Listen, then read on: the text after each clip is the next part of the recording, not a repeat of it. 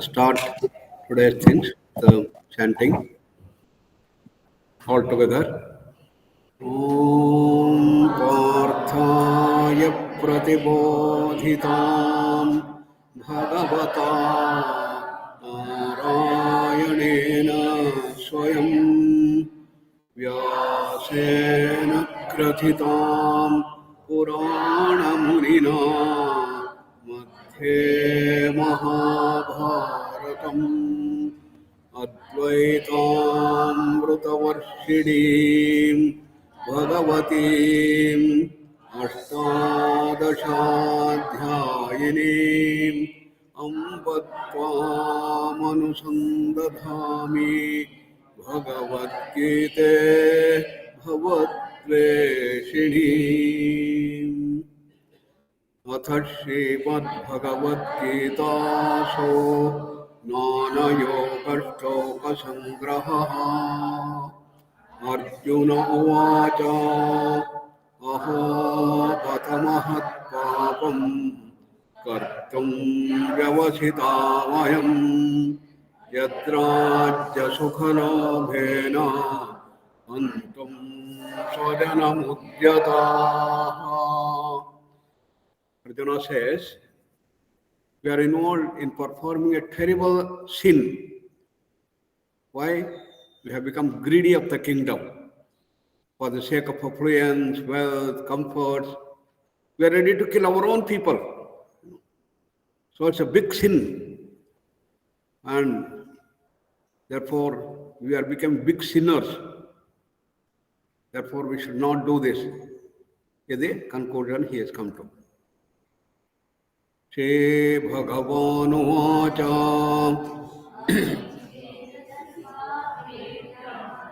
Api chedasi papebhyaha sarvebhyah papakruttamaha sarvam jnana pravenaiva vrujinam santarishyasi.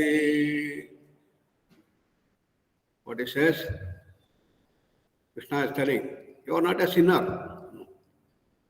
As you are thinking and arguing, you are thinking you are doing great sin and others, it is wrong. But okay, even assuming that you are right, that you are a big sinner, assuming that you are the biggest sinner of the world, papakrit tamaha, that's a superlative, then there is a way out. What is that way out? That is jnana, right knowledge. So the right knowledge can eradicate all your sins. Jnanam pravenaiva vrujinam santarishyasi. You'll be able to cross the ocean of sins by knowledge. By taking to the boat of knowledge, you can get. So next comes, how to get this jnana. So next, Krishna says, what are the qualifications of a teacher? What are the qualifications of a student?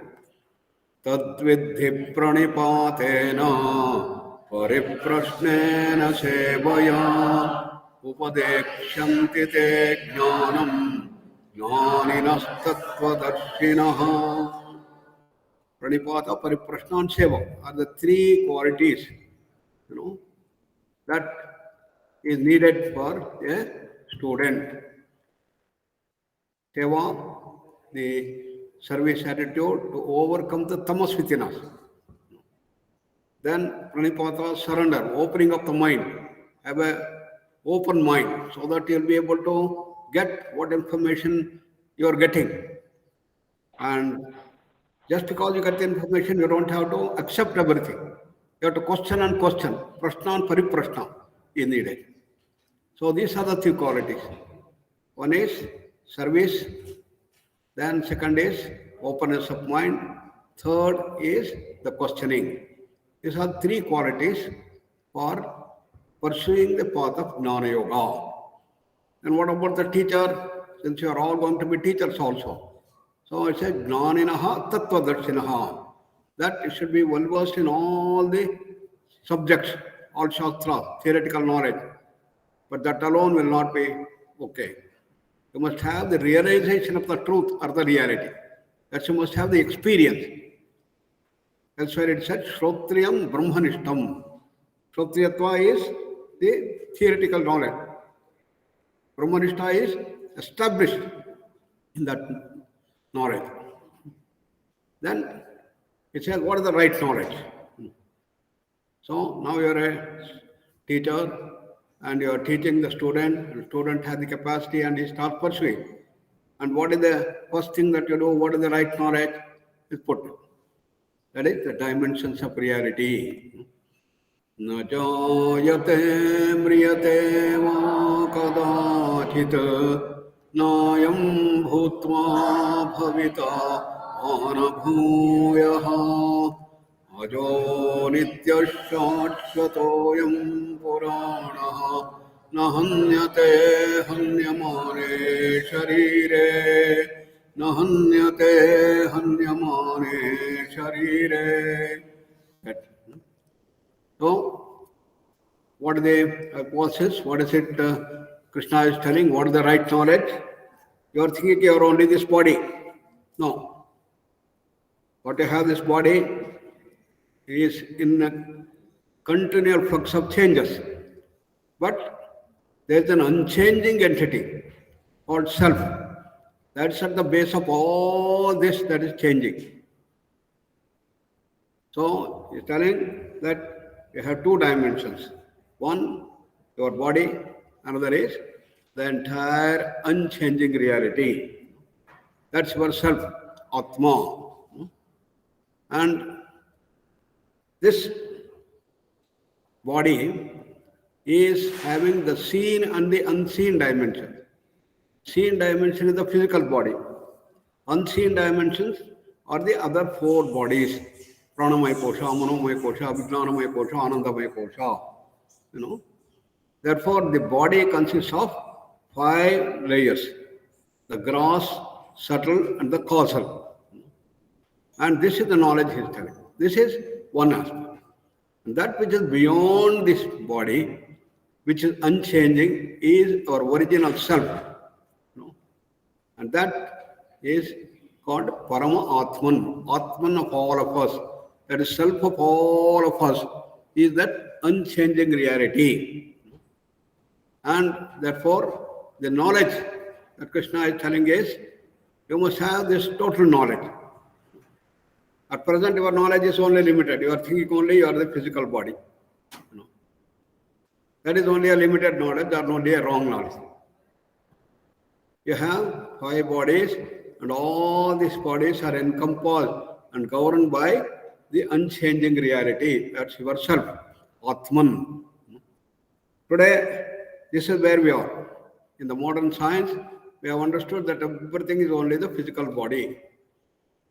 In the creation, we think that's only the physical world. And we are trying to understand everything in the physical world. We are going to the moon, we are going to the Mars, we are going to various galaxies and trying to understand everything about the physical world. But Krishna is telling, our Shastra is telling, no, this is only the gross manifestation of the creation. No? This entire physical world is the electromagnetic field, energy field. But then we have the bioplasmic field, the pranic field. Then we have the astral field, that is the mind field. Then we have the information field, that is the intellectual field. Then we have the bliss field. So all these fields in a continual interaction going on. A change in one brings changes in the other. Therefore, don't think that you have got all the knowledge. What knowledge we have got in 400 years in the Western world is only a small portion of the entire creation. So, Krishna is bringing the total knowledge, the right knowledge in the Bhagavad Gita. And then all these are in continual change. Annamaya, Pranamaya, Manomaya, Vijnana, Anandamaya, Kosha are all continuously changing and changing and changing. And it's called Jagat. The word Jagat comes from the word Jagatyan Jagat. That which goes on changing is called Jagat. Therefore, we are all changing. Our body is changing. Prana, mind, emotions, everything is changing. How do you say the body is changing? We all know, in a day, a billion cells get created, a billion cells get destroyed. Therefore, we are all changing. Similarly, we want to talk about the prana, the mind, emotions, intellect, everything changing. Change is the feature. It's all governed by the space-time causation. But that which has composed everything which is not bound by space-time causation is our original self. That's called Atman. That is common to all of us. Parama Atman. That's why it's called the thing. So, it says that ultimate reality. What is it? Veda vinashinam nityam yayena majamabhyayam katham sapurusha partha kambhatayati hamtikam. Yes. So, it says, you understand that ultimate reality is avinashi. That means it cannot be destroyed. It is nityam, it is eternal. Enam ajam abhyayam. Ajam means unborn. Abhyayam, it does not get exhausted. It doesn't get vyaya. Vyaya means it will be finishing. No. It is inexhaustible. So that's our original self. So if you understand this entire knowledge, the Jnana, then how can anybody kill anybody? Katham Partha Kam Ghanti Ghatayati. How can you inflict pain on that ultimate? How can you kill that? So please get to this knowledge base, he's telling. So, because of our limited knowledge, because Arjuna, you are thinking that you are only the body, you have all these problems that you are facing, the conflict you are facing. Therefore, you must get the right knowledge. He says. So, in that last time we said that this brings in the dimension of rebirth. So, a lot of research has undergone in trying to understand and establish the concept of rebirth, but it is not scientifically yet accepted, though a lot of work has undergone. Professor Stevenson reported cases where individuals and birthmarks or birth defects that seem to correspond to the injuries or wounds. Before death, somebody gets a big hit or a wound, and then he gets a wound.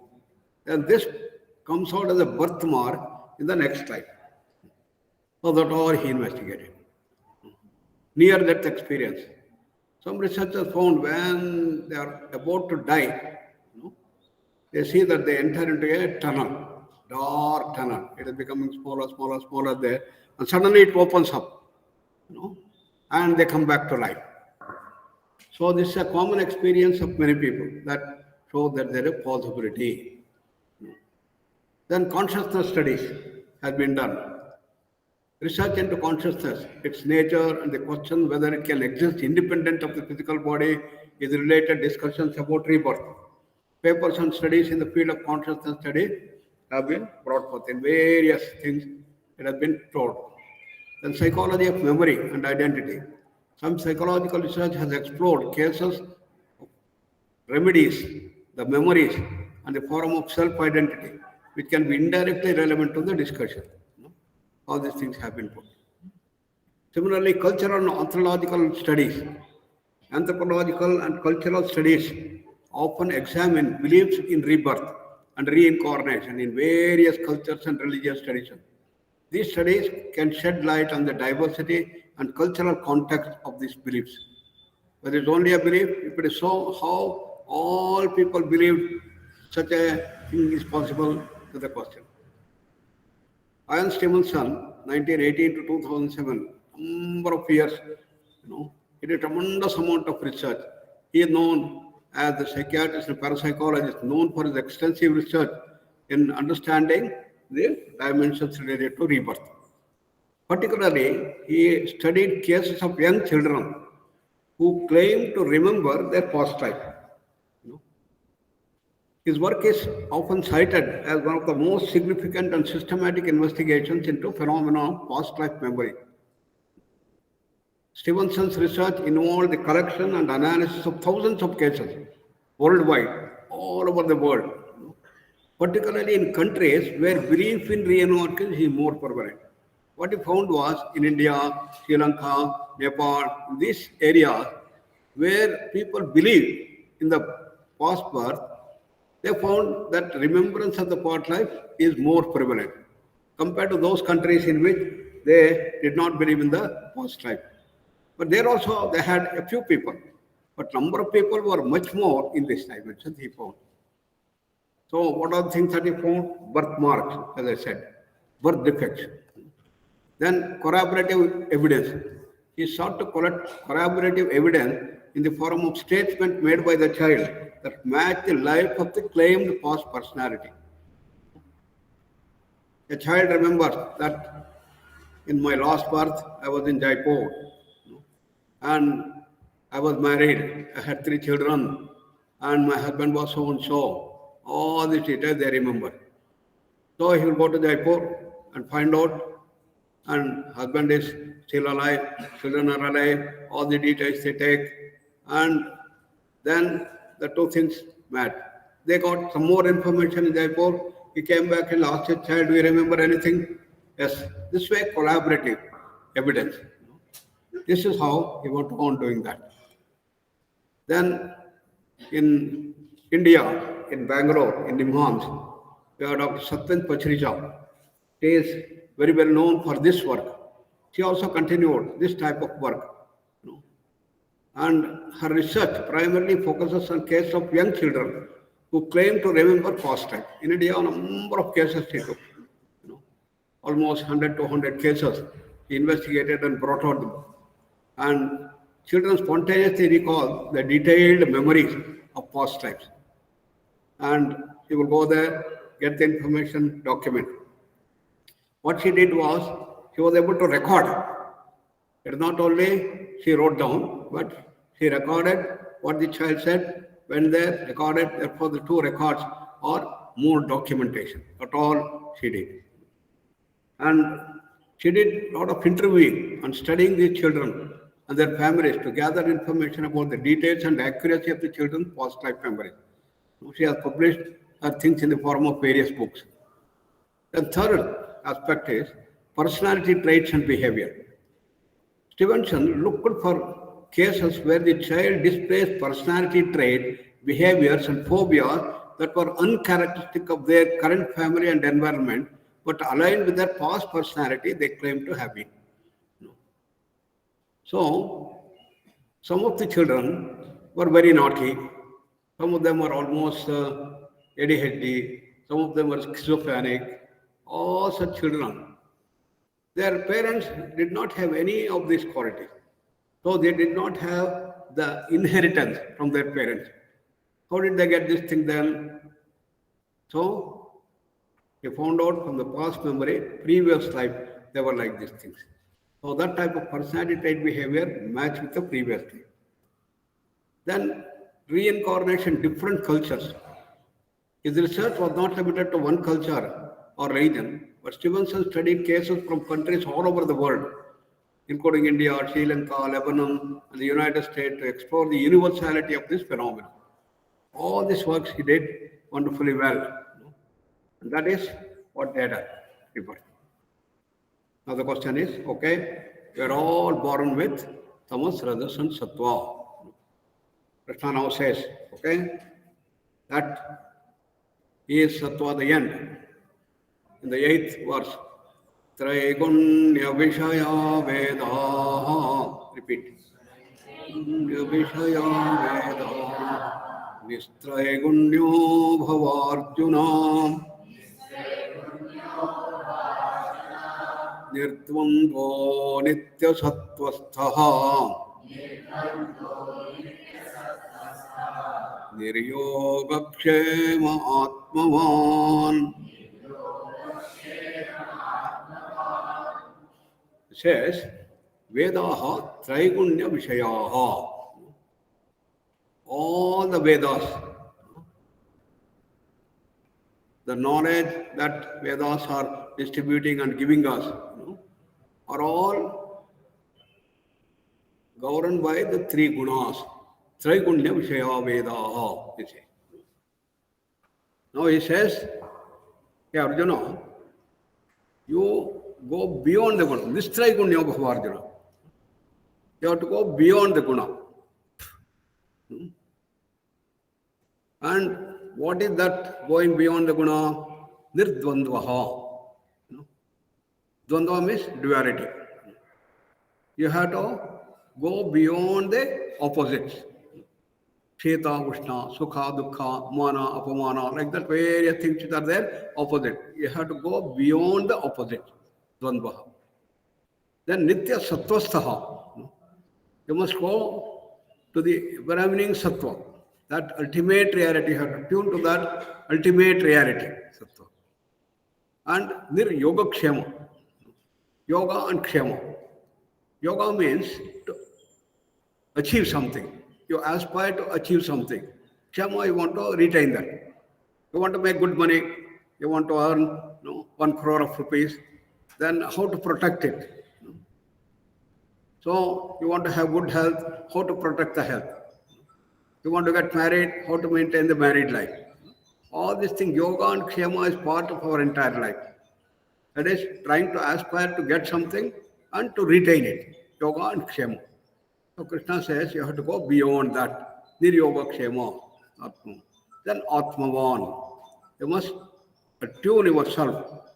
You have to center yourself in the self and continuously be in tune with that ultimate reality. This is the thing that he is telling. So, having said there are 2 dimensions, and he says what is to be done, you have to go beyond to reach everything. Now, today's topic is, why to transcend the duality, code and hate, success, failure, praise and shame, happiness and misery, constituting the mundane material world. Gunas. We are all bound by the 3 gunas, tamas, rajas and sattva, What are the key features? All of us are familiar. Tamas is featured by laziness, lethargy, drowsiness, sleepiness, then stagnations, blocks, resistance to action. You don't want to act, you want to be, just sitting. And as a worker, somebody should be always pushing you, put into action, do this, do this, do this. Otherwise, you'll sit down. So that is the laziness. Anubandham, Kshayam, Himsam, Anapekshate Paurusham, Mohadharabhyate Karma, Yattattamasamuchyate, said. So the second one is Rajas. Rajas means to shine. Tamas means the darkness.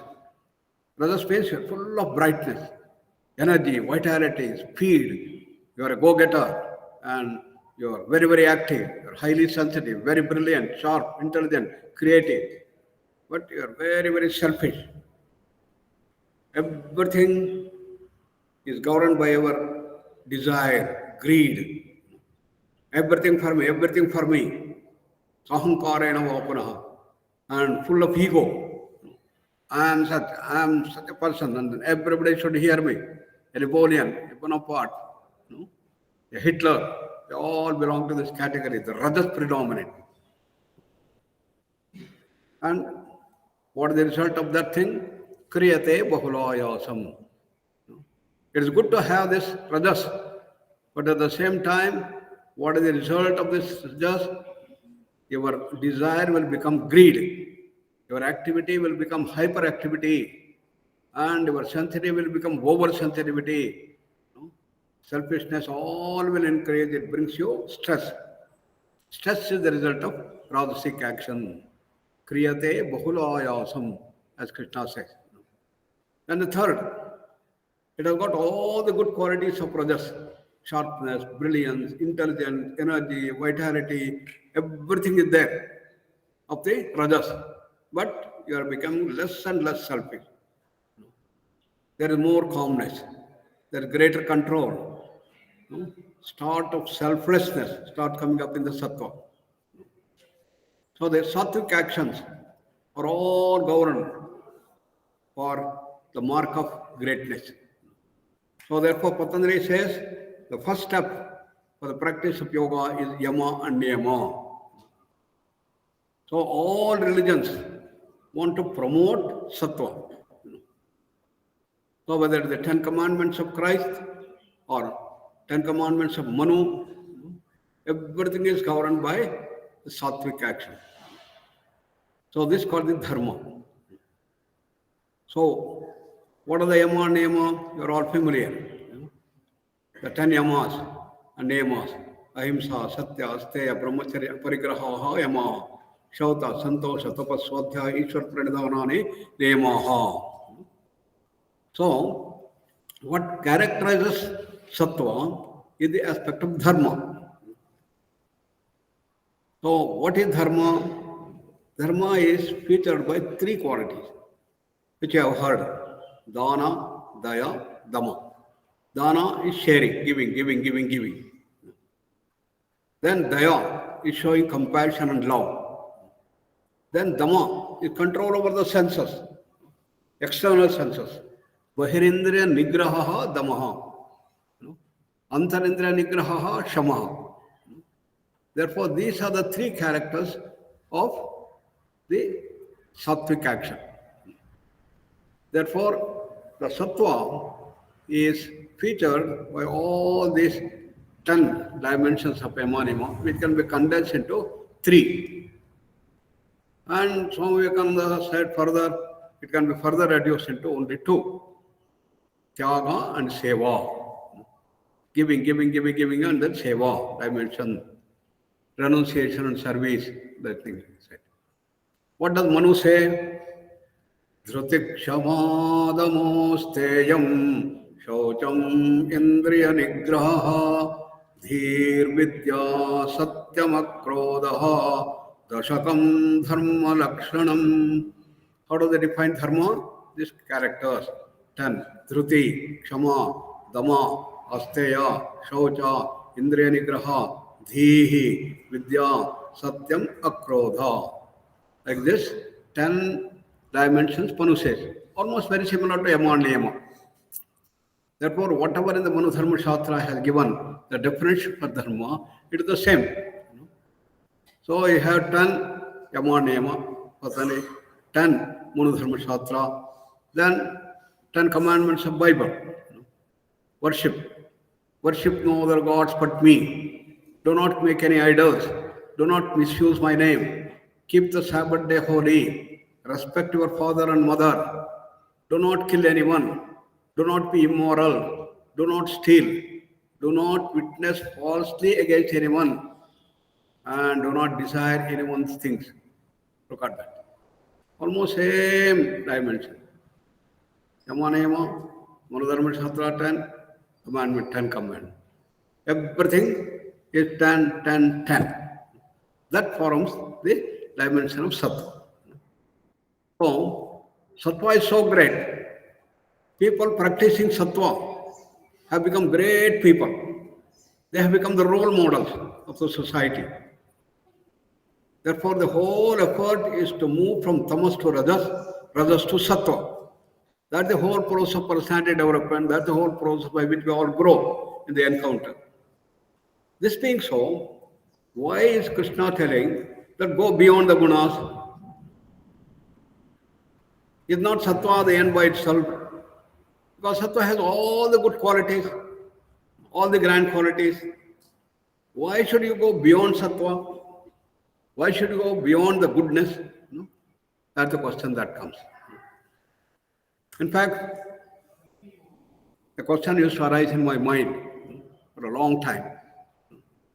That persons who are highly dedicated to the nation, there are people who have dedicated their life, and they were all brilliant people, and they had a lot of wealth and everything they could have got, but they dedicated everything for the nation. They participated in the national freedom movement. They gave their lives, and later on, their whole life dedicated. In something they are called as pracharaks. In various other organizations, also they are called full-time volunteers. They don't take any money, only for their survival, whatever is needed, they will take. all the rest for the country, for the development of the organization.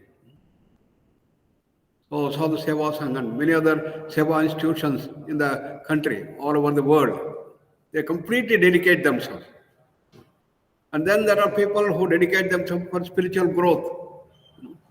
And they are sannyasis. You have Ramakrishna Mission, you take. And you have a number of spiritual organizations, ISKCON and many other things all over the world. All number of people who dedicate themselves, become sannyasis so that they can devote themselves for the good of the society, good of the nation, and good of the entire thing so that they can grow. They all have done. But they also, when they come to 60 years, 65 years, 70 years, they also get sick. They also suffer from various sensories. They get asthma, diabetes, hypertension, heart problem, epilepsy, migraine, irritable bowel syndrome, nowadays even cancer. Why should they suffer? They're all doing good things. They're all sattvic people, and they're working for the nation, working for the good of the people, and giving and sharing, taking least for themselves, minimum for them. Very simple life. Why they should suffer? God is very unkind. For people who are doing such good work, everything for the good of the others, nothing for themselves, why should they suffer? This is the question which was haunting me for years together. Only when I understood the Bhagavad Gita and others, we got the solution. Then conflicts. Arjuna's first conflict. Arjuna came with all the determination that I want to win the war, I want to win this thing. And I want to see that what treacherous thing Duryodhana had done for Draupadi. I want to take revenge, all these things. But when he saw his own teachers and everything in there, a big conflict arose. What is it? Whether I should follow the entire thing and kill everybody? Should I not show compassion, love, harmony, renunciation, service? Which is better of the two? Ethics is better or duty is better? A conflict between one ethics and another ethics. One duty versus another duty. All are good, all are sattvic action. But when two things are in conflict, how we are going to solve? Then why ethics? Why duty? What is the meaning of life? No. These are the conflicts that are in everybody's life at one stage or other. Satya versus Satya. One truth with another truth. So there are two lawyers. One lawyer says, this person is not a thief. He is not a terrorist. He has not done. He is the advocate of the person. The other side, lawyer says that, no, he is there and he had done that. They have the proof that we have. No. And this fellow gives another thing. Both of them very brilliant. And once you hear the argument by this, yes, he is not a culprit. He must be innocent. But when you hear this thing, you say, no, he must be a culprit. Because both of them are very brilliant. A lot of support they are giving, a lot of proof. So you are very good. Who is better? Who is this thing? Get a thing. Then Satya versus Ahimsa. Which is better of the two? Satya is better, Ahimsa is better. Sometimes Satya appears to be better, sometimes Ahimsa appears to be better. There was a surgeon, and he got a cancer patient. In fact, it happened. He was one of my friends, So he got a lot of problems in the stomach, and then he went for the oncology hospital in Kidwai Mobile Institute of Oncology. And he is very, very sensitive person. Small things will upset him, and very nervous type of person. And the oncologist knew, the surgeon knew, if I tell him the truth that I have got cancer, then all the things that I do in terms of surgery, radiation, whatever I will not work. Because it is going to do this. He'll be completely afraid. Therefore, what is to be done? Should I tell him the truth that he have cancer and cause harm and then make him die? or should I tell some untruth and survive him? So he said, yes, it is not right for me to do that thing. Therefore, he did not tell the truth. But what is that? Say, there is something happening in his stomach. Some small growth has come. I will remove that thing. You will become all right. Nothing to worry. And he did the things, everything, and went off. So the whole thing was very successful, and many years passed. So he had resorted to Satya in a very subtle way, resorted to ahimsa fully. But what happened? The Satya will pray someday. After 8 years, he met one of his other friend. And he looked at him. Hey, how are you? You look good. Yes, I'm fine, I'm good. I'm really very, very happy, boy. Now you have survived cancer. 8 years have passed, therefore you don't have to worry. Huh? Cancer? What cancer? Oh, didn't you know? You had a stomach cancer, and you had a surgery. I was there during that period. And I'm very happy that you have come. Normally, after 5 years, if you don't have, probably you're over. Huh? Cancer, cancer, cancer. He started getting shivering. And within 15 days, he started getting stomach pain. And again he went, and it got aggravated, spread throughout the body. Within 3 months, he died. What do we say? Which is better of the two? Telling the truth or telling ahimsa? So it's a big conflict. Then one duty and another duty. So Mahatma Gandhi had called in our country that I want youngsters to come and participate in the big freedom movement. Thousands and lakhs of people came forward. And they were all dedicating themselves for the country. That is the duty for the country. But some people, some youngsters, had only one son in the house, parents. Both the parents are very old. They have become very sick. And if he doesn't give the support, anything may happen, parents may die. So what to do? They're in a conflict. Which is better of the duty? Duty for the nations or duty for the parents? Matrudevo bhava, Pitrudevo bhava, Acharya Devo bhava, it is said. Your father should be treated as God, that's a dharma. Mother should be treated as God, that's a dharma. Whether we should do it or should I go for the nation, which is better of the two? One duty with another duty. Similarly, it happens in most of the people.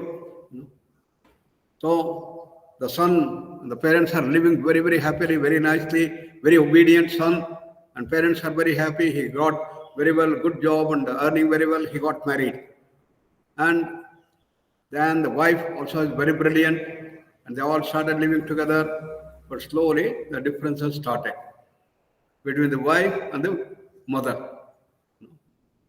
So every day it became a big problem. Wife and the mother. Karna se atta se atte suse. So it went on quarreling. Within 1 year, things become so bad. So wife says, I cannot leave. Let us go and live independently. But husband says, I got my duty for the mother, father, we have to take care of them. How can we go away? Which is better of the two? Duty for the wife or duty for the mother? Which is better of the two? Is in a conflict. Look at the subtlety of the conflict. The duty was such a thing. Arjuna is one example. Another example is Hiroshima, bomber. The pilot was asked in the defense, Air Force. So they had decided that we are going to bomb Hiroshima. So order was given, go and then drop the hydrogen bomb. And the driver, the pilot, he was stuck. He knew the horror of what is going to happen. Thousands and lakhs of people will all be burned. There will be children and mother, everybody will be completely gone. What to do? If I kill one person, I'm given capital punishment. Now I'm killing thousands and lakhs of people. No? Oh, no, I can't. But he went mechanically and he dropped the bomb and he saw the horror. Oh, things were getting burnt and the crying and everything. He could not take that shock. He came back, kept the aircraft, and he became almost kicked. And he was in the hospital as a wreck for 12 years. He could not come out of that shock. I've done such a sin. Duty versus ethics, which is better of the two. Same thing for Arjuna. Krishna was there, therefore Arjuna got back. Whereas the Hiroshima bomber did not have any Krishna. So he got lost. Then the question as to why ethics? Why compassion, love, giving everything? In Harvard University, there was a brilliant talk. The father came in the biblical class, and all students were wonderfully hearing. And such a wonderful talk he gave. At the end of the period, question and answer session, one of the boys, very brilliant boy, he comes and gets up, sir, I really marvel at the wonderful oration you have given. And what a touching examples you have given. We are all touched. It's all wonderful, sir, but I have a question for you. Yes, what? Why should I give my own hard-earned money to somebody else? Why do you say 10% of your money you have to give somebody? Why should I give? By giving, you are making him lazy. Let him earn. Let him do. If you give, then you will make him lazy. It's a wrong thing. And my money that I have earned is for my own enjoyment. Why should I give it to somebody else? And you say, somebody gets hit there, show the other thing. Am I not being exploited? Somebody gives me a hit, I should give him double the hit. And then only he will refrain himself from giving a hit to me.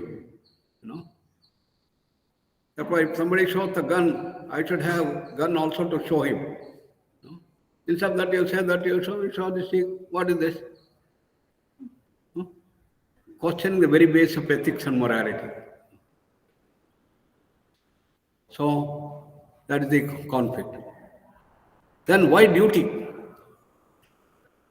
In the name of duty for the parent, duty for the children, duty for the minister, duty for the king. People said, in the name of duty, you are curbing our freedom. We are free birds, we can do anything. Why should you impose duty on us? A discipline. And discipline is against freedom. You are curbing our freedom. So don't impose. Don't say this is your duty, this is your duty. We are grown-up people and we'll do whatever we want. Why you should impose that you have to do this, you have to do this, you have to do this thing? I don't believe in this thing. As parents, you should not force me and say this is your duty. I want that you should become a medical doctor. I don't want to become a medical doctor. I want to go for computers. I want to go in the business. I don't want to become doctor. Parents say, no, you should become doctor. No. In the name of duty, don't force me. Don't put me into the discipline. We must have the freedom. Again, the challenge. And the meaning of life. So, if Arjuna's conflict brought Bhagavad Gita, the challenge that Rama faced brought Yoga Vasishtha, another great book on yoga. What is it? Sri Rama, Lakshmana, Bharata, Shatrugna, all of them were taken for a nice pilgrim by the parents. All these people enjoyed. They went around all the pilgrim places, came down. And then when they returned, everybody was very, very happy. But Rama got into a different mood. And he became completely isolated. They thought when we all went together, he'll become more friendly, more energetic, more happy, and then full of bliss. But he became completely isolated. He lost interest in everything. Even in taking food, he is not interested. He was not talking to anybody. Dasharatha and everybody was very concerned. They were trying to ask, what had happened to you? What has happened to you? No, I'm not interested. I'm not interested. I'm not interested. And day by day, he has started becoming isolated totally. And there were some doctors who were called. Please check what has happened. When depression has come, whether he's doing this thing, they all tested. He's doing fine. All his system is fine. And why he is becoming like this? Then the Vishwamitra comes, seeking the help of Dasharatha. I want Rama and Lakshmana to be sent to me. So please send them. Why? I'm performing a yajna. Each time I start the yajna, I cannot get up. But there will be the Rakshasas who come and then spoil my yajna. Therefore, I want Rama and Lakshmana to come there and take care of the Rakshasas. Dasharatha says, no, please, don't do that thing. I will come. They are very young people, Rama and Lakshmana, and then what they can do. So I will come with these things and I will protect. No. I have a mission. I want to train Rama and Lakshmana to do these things. So I want them. Dasharatha was not willing. Then he says, but see what has happened to Rama now. He is isolated completely. He is not talking to anybody. He is not interested in even eating, enjoying. All these things have become like this, you see. So, in the first chapter, just like Arjuna's Vishada Yoga is there, Rama's, Vairagya Prakarana is there. So, Vishwamitra comes and asks Rama, hey, what has happened? Why you are doing that thing? Then he says, sir, what is this life? What is the meaning of this life? We all are born, we take birth, and then we get educated. We all get educated. And probably tomorrow I'm going to become the prince. Then I get married, I produce children, and I become old. One day I'm going to die. Is it all to life? What is the meaning of this life? So he described in great detail the whole phase as to how we all grow and reach higher and higher. He says, I find no meaning at all in this life. And so I do not know whether there is any meaning to life at all. Then Vishwamitra tells to Dasharatha and others, so this is not a disease. This is not depression. And this is a divine dispensation. This is called renunciation, vairagya. In everybody's life, this vairagya comes up to some time. And Rama has come to that vairagya stage. And he is in the phase of renunciation. And what has to be done? You have to give the right knowledge. So, Sarvam Gnana Pravena Vrajinam Santarishyasi, as he says. So Vishwamitra says, this is the right knowledge that we have to give him. And, oh, is it so? Dasharatha says, then please, you are the right guru, please do that. He said, no. Now we have the great master of masters, great Brahmarshi, Vasishtha. He is our great guru. And Vasishtha should give the whole this thing. So Dasharatha arranges the beautiful conference, seminar, and in that seminar, Vasishtha started giving discourse. Rama asked the question first, what is the meaning of this life? Is there a meaning to life at all? So everybody said yes. Appears there is no meaning to life. How was it answer? How is the answer? Systematically he tries. Just like Krishna systematically answers Arjuna's thing. Oh, Arjuna, leave this Daurbalya, this mental cowardice, and wage the war. You are a Kshatriya. Hatavas praktasit sargam, jitvava bhukshase muhim. You are a Kshatriya, you must fight. You should win. If you win, then you get all the kingdom. Supposing you fail, doesn't matter. Then you go to the Swarga. This is the duty for the person. You have to do that. Come on. Remove your Daurbalya. Do this thing. Take what? Arjuna is not convinced. Duty versus ethics, which is better? No doubt, as you say, the duty I have to do. But I feel that it's better that give up this thing instead of waging the war to get this kingship and then enjoy these things. No, I don't want to kill my thing. That argument doesn't do. So like that, Krishna has to give deeper and deeper and deeper and deeper arguments to see that it grows. So all these things are the conflicts that arise. All these things are sattvic. Satya or satya. One ethics and another ethic. One duty and another. These are all the sattvic aspects. When you have such conflict, what is the remedy? This is where Krishna is telling that as long as you are in the gunas, tamas, rajas and sattva, thinking that sattva is the highest, even in the sattva thing, you cannot get the answer. So, why? Gunas themselves are a bondage. Bondage is the root cause for all this misery and the conflict. And you have to overcome that bondage. Gunas by themselves are the bondage. We are all bound by the three gunas. So Arjuna says, I will go away and sit in Himalaya. You should promote, because ultimately it is the Jnana, it is the silence that you should do. Why you are asking me to wage the war? That we go to Himalayas and sit in meditation. For that what Krishna says, Nahi kachit kshanamapi jatadishthatya karma krita karyate hyavasha karma sarva prakriti jai gunaihi sarvaha prakriti jaihi gunaihi. We are all bound by the three gunas. What you can do? You can close your ears, you can close your eyes, and you can sit. And what is going to happen? All these things you can do. Karmendriyana sanyamya. What about the mind? Initially, as you sit there, every few minutes, mind is becoming calm. Then you start thinking, hey, what did I do? I gave a promise to Draupadi, to Yudhishthira, come on, I'm going to win the war. Let us go for the war. I have the Gandiva, we are going to win. I gave promise to them. But what happened? I just ran away. What is going to happen to them? Nobody can face Bhishma. Nobody can win over Drona. Only I was the person who can do this thing. I ran away. Shame on me, shame on me. Your mind goes on thinking.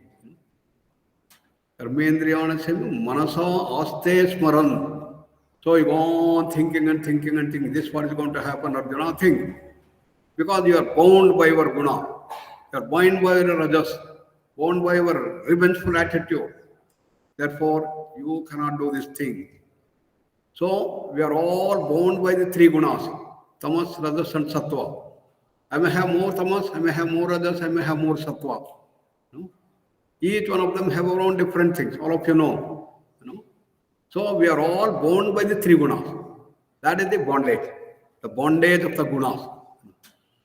What is that bondage? What is the bondage of the gunas? Attachment. We are attached to the tamas, attached to the rajas, attached to the sattva. So when we are attached to the sattva, then also it can bring a problem. The people who have dedicated themselves for the country, people who are working for the country, we want to get freedom, we want to get the freedom. And after the freedom was got, they dedicated themselves. The corruption should go away and this thing should happen. We are trying our best. India should grow to great heights. Not happening. Attachment to the results. Attachment to the results of rajas or the sattva. That is the bondage. So, attachment to results of action done even the sattvic way can cause the problem. That attachment is the bondage. And bondage is the root cause. And therefore, bondage of the gunas is the problem. So, in the whole creation is made of the three gunas. And the gunas and these things are all bound by space, time and causation. They are governed by the trifold law of Srishti, Sthiti and Laya. It's continuous change going on and on and on. So bondage is the root cause. Therefore, to overcome all these conflicts, to overcome all the challenges, what we have to do is, Krishna says, you have to go beyond the guna. You have to go beyond the bondage to get at the freedom. So as long as we are in this Panchakosha dimension, we have the bondage. This bondage is maximum when we are in the Annamaya Kosha. Then when you go to the Pranamaya Kosha, Manomaya Kosha, Vijnanamaya Kosha, the bondage goes on reducing. But still it is there. The bondage is very much there, even in the highest level. Therefore he says you have to go beyond the guna, beyond the ultimate, the Panchakoshas also, you have to read that. Nitya Sattva, that ultimate reality you have to do. Yogastaha Kulu Karmani, ultimate reality, you have to do that thing. That's the one that brings you to our next day's topic, birth of genius, birth of ultimate reality. With that, we close today's session and we'll open the things for some questions. We have 2 minutes.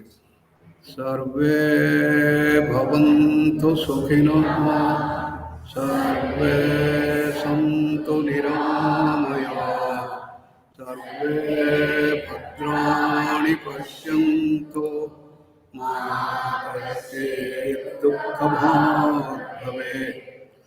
Om Shanti Shanti Shanti.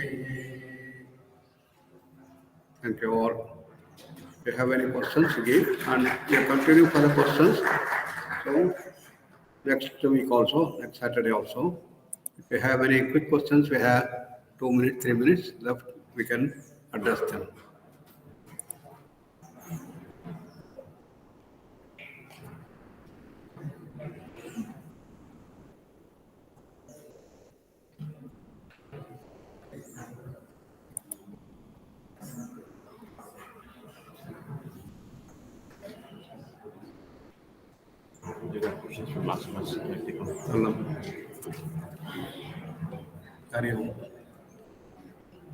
In first step, how Atma is formed, what is the shape of Atma and its functions, and where situated in our body.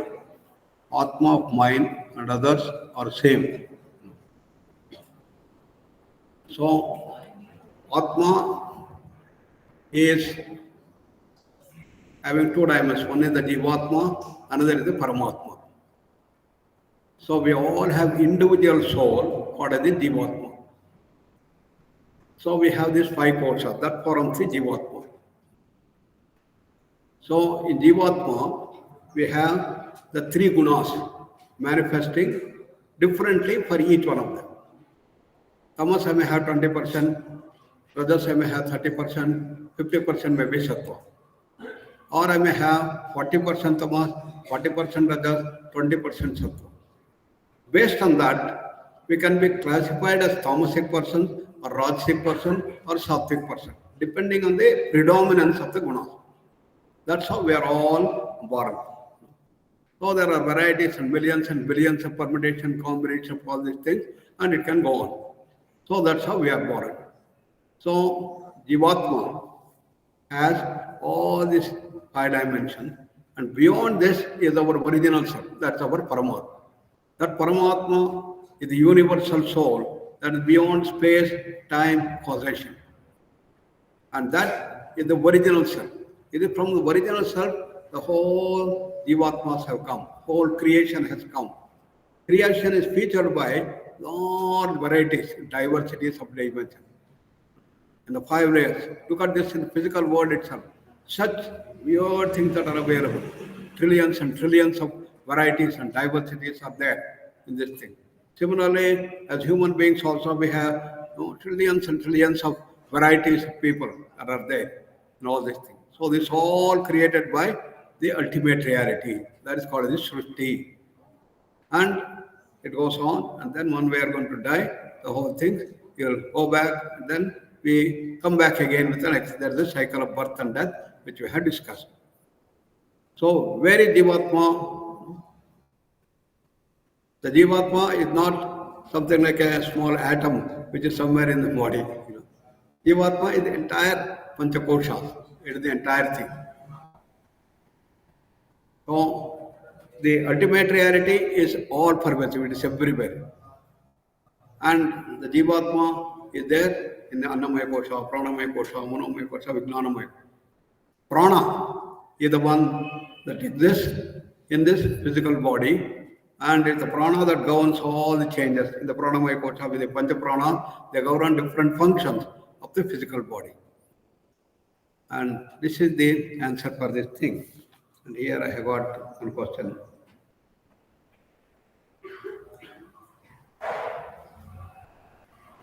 Please explain the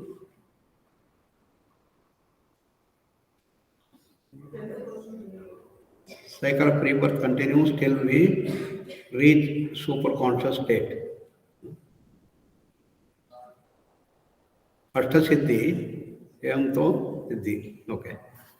So, when we are in the physical body, we are governed by the three gunas.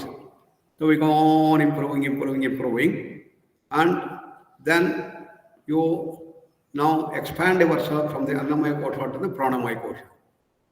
So in the Pranamaya Kosha, when you go there, you get certain more powers. What are the more powers that you get in the Pranamaya Kosha? You don't need something to eat, drink, or anything. You can live without these things. There are great sadhaks, great yoga masters who lived without taking food. In Andhra, I was told there is a person who goes underground and is closed, and he comes once in a year, comes out, and then he gives darshan, again goes back. For so many years, he is there like that. That is the first thing that happens. Secondly, that you are not bound by the gravitation. In the Pranamaya Kosha, the power that comes up, you can go. That is levitation becomes possible in the gravitation. So these are the features, and along with some supernatural things, that the Pranamaya Kosha is the Gandharva Vidya. You get a lot of capacity to sing beautifully and other things. These are the characteristics that come in the Pranamaya Kosha. Then you go to Manomaya Kosha, you got more siddhi. You are able to move with the speed of the mind, and you can expand yourself to huge things. Anima, Mahima, all these things will start coming up. But still you are bound by certain emotions, Kama, Krodha, Roga, Mohammed, Matsarya could be still there. When you go to the Vijnanamaya Kosha, you overcome that. Everything you do is according to the right knowledge. So you have the past, present, and future, everything you are able to see in Vijnanamaya Kosha. So like that, the Ashtasiddhis will start coming up in the Vijnanamaya Kosha with the full knowledge that is there. These are the dimensions that come. Therefore, in the Jnana, you go higher and higher and higher and tune yourself to the higher koshas. And that's how it comes into the picture. So, this is the whole process of growth. In the Jnana Yoga, Raja Yoga, Bhakti Yoga, it's all called advanced Jnana Yoga, advanced Raja Yoga, advanced Bhakti Yoga, and these things in which you start getting into this higher thing. Starts up with extrasensory perception. Then you start getting the higher powers. And ultimately you get it. Then all these things you leave and merge with your totality. That's the ultimate reality. You have all the siddhis, everything is there, then you relinquish everything and become one with the ultimate. That's called the Kaivalya. Patanjali says, with all these things, in the 8 types of samadhi gets all ashtasiddhis, afterwards you have to leave everything. Yenatejasi tatyaja. That is the dimension that comes. So this continues. In this life, what we can achieve,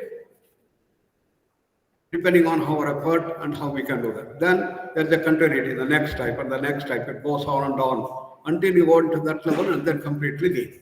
Then there is no rebirth that comes. Why normal people like us don't remember anything about the last life? That's good. That's the law. If you remember all our past life, how miserable you are. Even without remembering, you are suffering. Therefore, God has made a law that you should not remember. But some people, have this thing to remember things. How can you explain exhibition of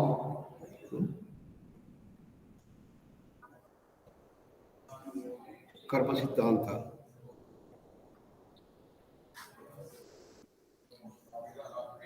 Extension of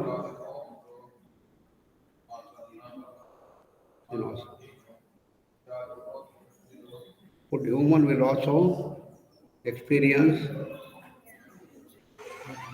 or not.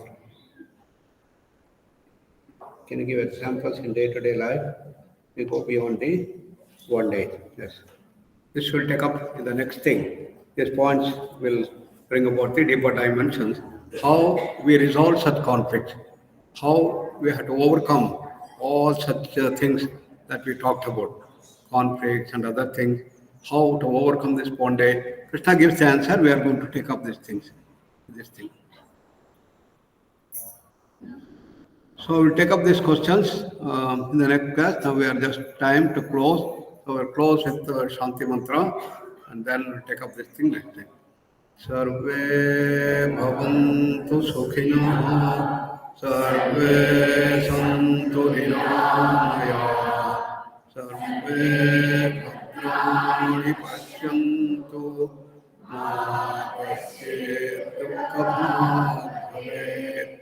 Om Shanti Shanti Shanti. I wish all Ayurveda very happy Vijayadashmi and Navaratri days and hope that Ma Durga is going to give us all the strength and energy to pursue our journey that we have started and grow continuously to greater and greater. Thank you all. Thank you. Thank you, sir. Thank you so much. Thank you, Guruji. Thank you. Guruji. Namaste. ಧನ್ಯವಾದಗಳು.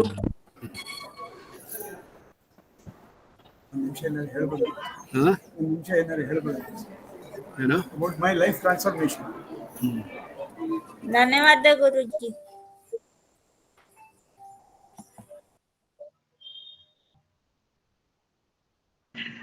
Just a quick announcement. There's a link of Instagram on the chat. You may want to join.